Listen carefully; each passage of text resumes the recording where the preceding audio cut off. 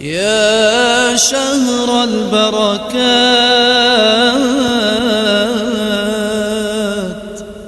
يا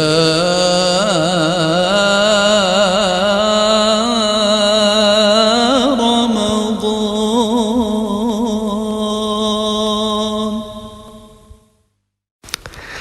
السلام علیکم ورحمۃ اللہ وبرکاتہ.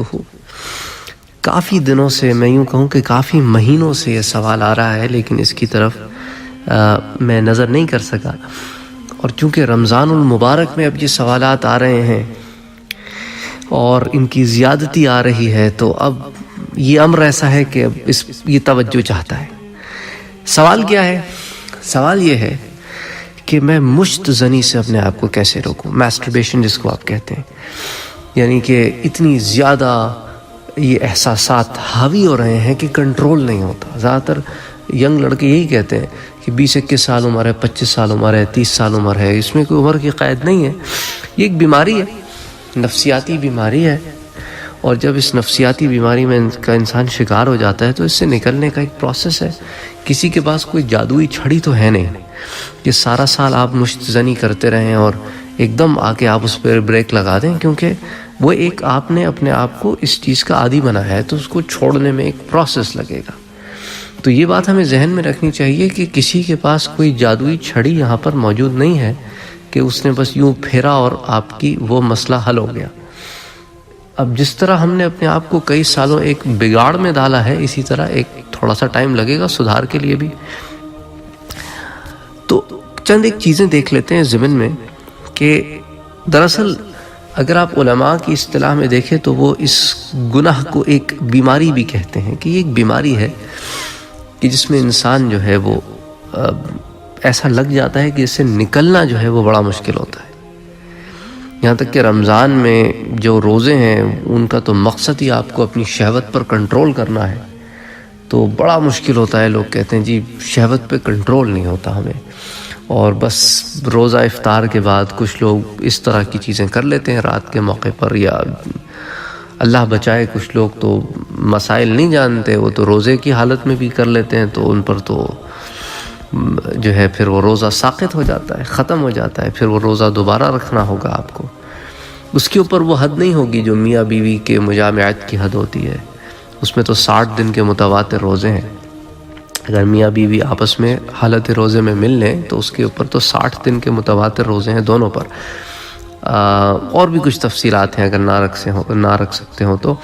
لیکن اگر مشت زنی ہے اس کے سلسلے میں روزہ ساقط ہو جائے گا، اور وہ روزہ آپ کو دوبارہ رکھنا ہوگا ماہ رمضان کے بعد، اس کی قضا کرنی ہوگی. بہرحال چند ایک باتیں جو ہمارے سامنے آتی ہیں، علماء ذکر کرتے ہیں کہ اس گناہ سے بچنے کا حکم اللہ تعالیٰ نے دیا ہے، اور ہمیں اس حکم کی پابندی کرنی چاہیے، کیونکہ یہ اللہ کی طرف سے حکم ہے اور اس کی ناراضگی سے بچنا چاہیے. یہ ایک تقوی کا خیال ہے.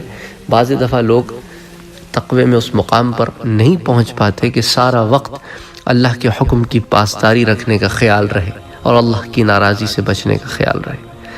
اسی طرح لوگ علماء یہ بھی لکھتے ہیں کہ بھئی اس بیماری کو جڑ سے اکھاڑ پھینکنے کے لیے حضور اکرم صلی اللہ علیہ وآلہ وسلم کی وصیت پہ عمل کیا جائے اور شادی کر لی جائے. اچھا، اگر یہ بھی نہیں ہو سکتا، ابھی فی الحال حالات ایسے ہیں، تو مشت زنی اور خود لذتی کی طرف لے جانے والے جو خیالات اور وسوسے ہوتے ہیں ان سے دور رہنا چاہیے. کیونکہ ہوتا یہ ہے کہ سب سے پہلے ذہن میں خیال ابھرتا ہے، اور پھر وہ فکر آتی ہے، پھر اس فکر کو انسان جو ہے پروان چڑھاتا ہے، اور پھر بس نہیں چلتا کہ کچھ کر گزروں، اور اس کے بعد جو ہے انسان اس گناہ کو کر بیٹھتا ہے. تو نظروں کی حفاظت کریں، کوئی بھی الٹی سیدھی تصویریں یا ویڈیوز نہیں دیکھیں، غیر محرم عورتوں کو نہ دیکھیں، ایسا کوئی کام نہ کریں جس سے آپ کی شہوت بھڑکتی ہو. یہ بڑا ضروری ہوتا ہے یار، کیونکہ بہت سارے لوگ ان چیزوں کی احتیاط نہیں کرتے. وہ ساری چیزیں دیکھتے ہیں اور پھر ان سے لذت حاصل کرتے ہیں، اور جب اکیلے ہوتے ہیں تو وہ لذت غالب ہوتی ہے اور پھر اس کو نکالنے کے لیے کام کرتے ہیں. یہ نیچرل پروسیس ہے. تو اگر تم ایک گناہ کو دیکھو گے تو پھر اس کی طرف تم اٹریکٹ ہوگے. اور حکم تو یہ ہے کہ مومن جو ہے، سورہ نون میں اللہ تعالیٰ فرماتا ہے کہ مومن تو اپنی نظروں کو جھکا کر رکھیں. تو نظریں جھکا کے رکھنے سے مراد یہ ہے کہ اپنے آپ کو گناہوں سے بچائیں اور غلط چیزوں کے دیکھنے سے بچائیں. اور جب تمہیں عادت ہو جائے گی نا تو تمہیں ویسی نامحرم دیکھنے پسند نہیں آئیں گے. تم فوراً تمہاری نظریں جھک جائیں گی, ادھر ادھر چلی جائیں گی کہ نہیں یار یہ غلط کام ہے. لیکن جب نظر میں حیا اٹھ جائے اور بے باک ہو جائے نا تو بس وہ پھر اس کی کوئی حد نہیں رہتی. پھر وہ گناہ کو گناہ نہیں سمجھتی نظر. پھر جتنے بھی گناہ کر لیں اس کو کہتے ہیں نا ٹھڑک پوری نہیں ہوتی, خواہش پوری نہیں ہوتی. اچھا, حضور اکرم صلی اللہ علیہ وآلہ وسلم کا فرمان بھی ہے کہ ایک نظر کے بعد دوسری مرتبہ نظر مت دوڑاؤ کہ بھائی اگر غلطی سے پڑ بھی گئی ہے تو پھر اس کو واپس سمیٹ لو. اسی طرح اپنے آپ کو مختلف عبادات میں مصروف رکھو اور گناہ کے لیے فرصت نہ چھوڑو. ہمارے ایک استاد تھے, وہ کہا کرتے تھے جب اس طرح کا کوئی کیس آتا تھا تو اس سے کہتے تھے بیٹا تم تنہا مت رہا کرو, تنہا رہنے کو اوائڈ کرو, کیونکہ اکثر یہ گناہ انسان تنہائی میں کرتا ہے. اور تنہائی میں بھی جب اکیلا ہوتا ہے کوئی کام میں مشغول نہیں ہوتا. تو تم جب کسی کام میں مشغول نہ اور فارغ ہو تو تنہا مت بیٹھا کرو. اس طرح اچھی صحبتوں میں بیٹھو, بری صحبتوں میں نہیں بیٹھو. اچھا, مشت زنی اور خود لذتی. یہ مشت زنی مردوں میں بھی ہوتی ہے اور یہ خود لذتی خواتین میں بھی ہوتی ہے, جس کو ہم بڑی تفصیل کے ساتھ مشت زنی کی سیریز میں کور کر چکے ہیں. تو یہ بیماری دونوں جنسوں میں پائی جاتی ہے. مرد حضرات میں زیادہ ہے اور یا زیادہ عام ہے یا اس کا زیادہ پتہ ہے. بہرحال اس سے جسمانی صحت پر بھی بہت برے اثرات پڑتے ہیں. اس کے طبی نقصانات بھی ہوتے ہیں کہ انسان کمزور ہو جاتا ہے, اعصاب ڈھیلے پڑ جاتے ہیں اور عضو خاص جو ہے وہ بھی کمزور ہو جاتا ہے. اس طرح کمر کا درد لوگوں کو ہو جاتا ہے. کئی نقصانات ہوتے ہیں اس سے. ذہنی تناؤ ہوتا ہے, ضمیر کی ایک ملامت ہوتی ہے اگر ضمیر زندہ ہے, اس سے سٹریس ہوتی ہے, سٹریس سے تو کئی بیماریاں ہوتی ہیں. تو اس طرح بار بار غسل کرنا پڑتا ہے. غسل اگر آپ موسم سردہ میں کرتے ہیں, اب ڈیپینڈ کرتا ہے آپ کے پاس کیا فیسلٹیز ہیں, کہیں بدن میں سردی نہ بیٹھ جائے. بہت ساری چیزیں ہوتی ہیں. روزہ تو خراب ہوتا ہی ہے, اللہ تعالیٰ محفوظ رکھے. پھر رمضان کے مہینے میں اس طرح کا گناہ روزے کے بعد بھی کرنا, جو نیکی کمانے کا وقت ہے وہ ہم ان گناہوں میں لگا دیں. اسی طرح اپنے ارادے کو مضبوط رکھیں, اپنے عزم کو مصمم رکھیں, شیطان کے آگے ڈھیر نہ ہو. جب بھی اس طرح کے خیالات آئیں تو لا حول ولا قوت الا باللہ کا مطلب سمجھ کے اس کو پڑھیں کہ اللہ تعالیٰ ہی کے لیے ہے سب طاقت, اس کے علاوہ کسی کے پاس کوئی طاقت نہیں ہے. تو میں اللہ کے امان میں آتا ہوں, اللہ کی پناہ میں آتا ہوں اور ہر چیز سے اللہ مجھے محفوظ رکھے. اور اگین علماء یہی تجویز کرتے ہیں کہ اگر آپ شادی نہیں کر سکتے ہیں تو جو حضور اکرم صلی اللہ علیہ وسلم کا تجویز کردہ عمل ہے, علاج ہے کہ روزے رکھیے. اور روزے رکھنے کی ایک پرپز ہے. ہم لوگ روزے رکھتے ہیں تو اس میں ہم ہنگر سٹرائک کر رہے ہوتے ہیں, ہم بھوکے رہ رہے ہوتے ہیں, باقی ساری چیزیں ہم وہی کر رہے ہوتے ہیں. جھوٹ بولنے والے جھوٹ بولتے ہیں, غیبت کرنے والے غیبت کرتے ہیں, لڑائی جھگڑا کرنے والے لڑائی جھگڑا کرتے ہیں, گالی گلوچ ہو رہی ہے, سارے معاملات ویسے ہی چل رہے ہیں, رشوت چل رہی ہے, غصہ چل رہا ہے. یہ سارے معاملات بھی رک جانے چاہیے.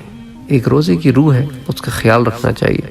سوتے وقت سونے کے اذکار کی پابندی کریں, دائیں کروٹ پہ سوئیں. یہ بڑا ایک زبردست چیز ہے, آپ آزما کے دیکھیں.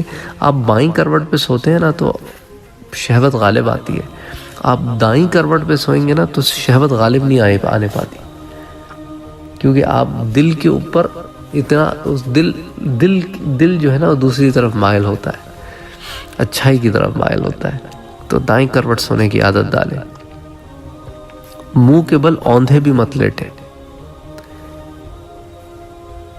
تو بس کوشش کریں کہ آپ کا نفس اچھی چیزوں کا عادی ہو, اور اگر انسان اس گناہ میں ملوث ہو بھی جائے تو فوراً توبہ و استغفار کرے, کوئی نیکی کر دے اور اپنے آپ کو مایوسی اور اداسی سے بالکل بچائے. کیونکہ مایوسی اور اداسی جو ہے وہ ایسی چیز ہے جسے اللہ تعالیٰ نے منع کیا ہے. کیونکہ قرآن کریم میں اللہ تعالیٰ فرماتا ہے کہ لا تقنطوا من رحمت اللہ, کہ میرے بندوں میری رحمت سے نا امید نہ ہو. تو تم ایسا کرو, اگر کبھی گناہ کر بیٹھو تو کیا کرو, استغفار کرو. اور علماء یہ بھی لکھتے ہیں کہ استغفار کرنے کے ساتھ ساتھ تم ایسا کرو, کوئی نیک کام کر دو. تو اس طرح تمہیں نیکی کی رغبت ہوگی، اور توبہ اس نیت سے نہیں کرو کہ پھر کر لوں گا۔ اور پھر آخر میں یہ ہے کہ بھائی میرے اور بہنوں کے اللہ تعالیٰ سے صدق دل کے ساتھ گڑ گڑا کر دعا مانگے کہ اللہ تعالیٰ اس قبیح عادت سے خلاصی عطا فرمائے، کیونکہ اللہ تعالیٰ دعاؤں کا سننے والا ہے، وہ دل کی پکار کو سنتا ہے، تو اس سے دعا مانگے، وہی رحم کرنے والا ہے۔ واللہ اعلم بالصواب۔